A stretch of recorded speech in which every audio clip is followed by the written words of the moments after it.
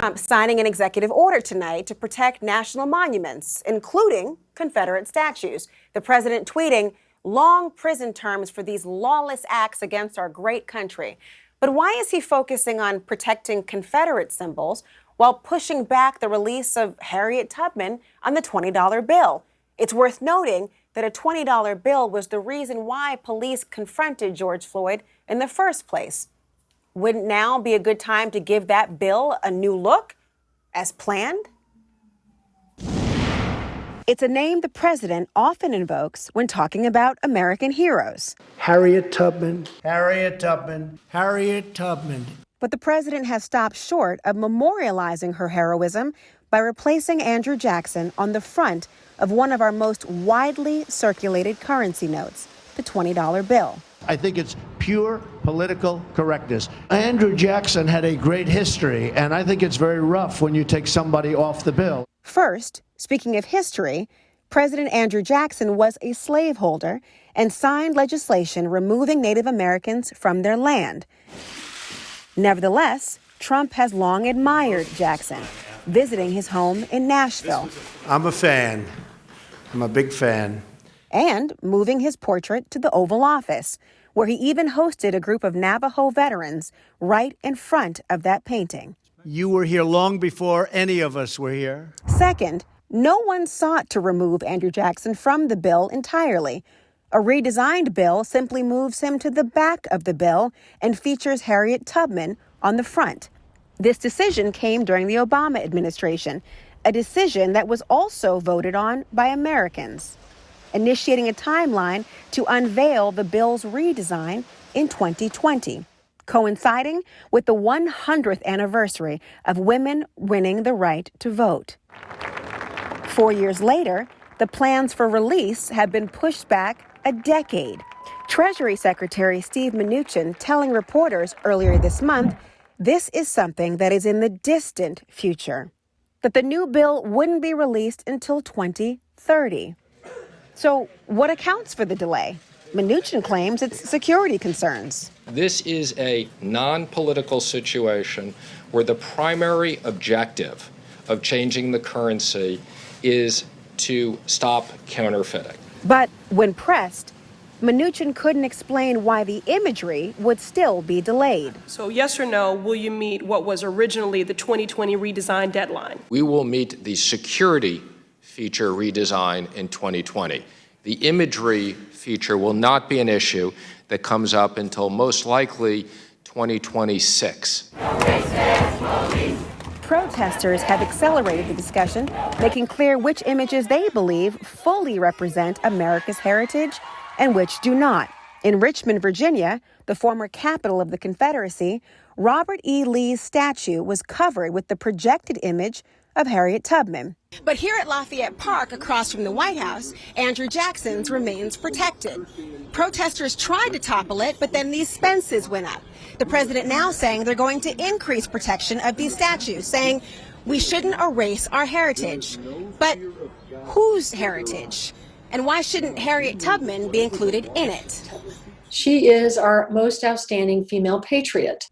And symbolically, what does it say when there is a reluctance for now to even allow her to share the bill? It is so sad, this idea that by even sharing a little bit of that historical real estate, that somehow the insecure folks will feel that their story is lost.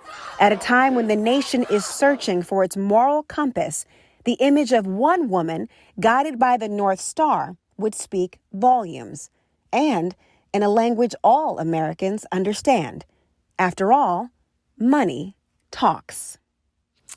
Joining me now, Michael Higginbotham. He's a professor of constitutional law at the University of Baltimore and author of the book Ghosts of Jim Crow, Ending Racism in Post-Racial America. Michael, I'm so glad to have you here today. You know, with the racial reckoning that's happening right now, wouldn't this be the perfect time to make room for Harriet Tubman and the $20 bill? It's good to join you, Laura, and it absolutely is the perfect time to do it.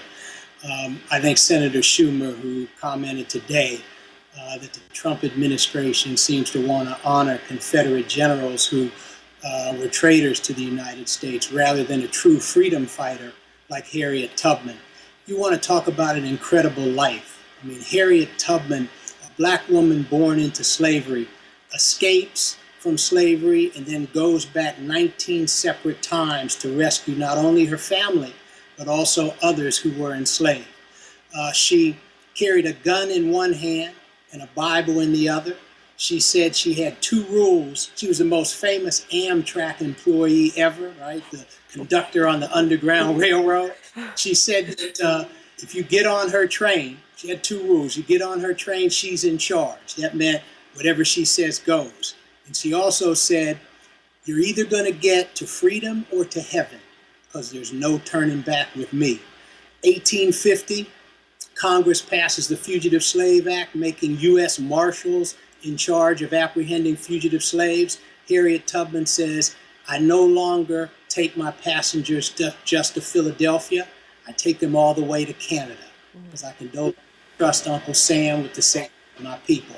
That's who Harriet Tubman was. And she was a military veteran. I mean, serving as both a nurse and somebody who headed an espionage unit in the Union Army. She was also somebody who started a home for the aged and the infirm. I mean, tonight, Michael, the president signed, and many other things, by the way, but tonight the president signed an executive order, Michael, protecting monuments and statues. And we know he's against Kaepernick taking a knee. He wants to prosecute flag burning. He claimed it's all about patriotism. But frankly, there's no real controversy over Harriet Tubman, so why not honor her? It's all about this administration's values. You know, the hypocrisy is just super high in this administration. I don't see any statues honoring Benedict Arnold around this country. I was always told as an elementary school student that he was a traitor during the American Revolution. So why are there statues honoring these traitors during the Civil War? Clearly, Harriet Tubman was a hero. She stood for liberty and freedom more than anybody else. That's what the United States is all about. And so when Trump says he wants to honor these Confederate veterans, I'm at a loss. I mean, I think he really needs to be focused rather on protecting the living, rather than worried about protecting these marble statues. You know, Michael, we're seeing that more and more, and it feels pretextual. And I wonder if there will be some change, and the catalysts are already in place to do so. Michael Higginbotham, thank you for your time. I wish we had more of a time to talk together tonight. Thank you. Thank you.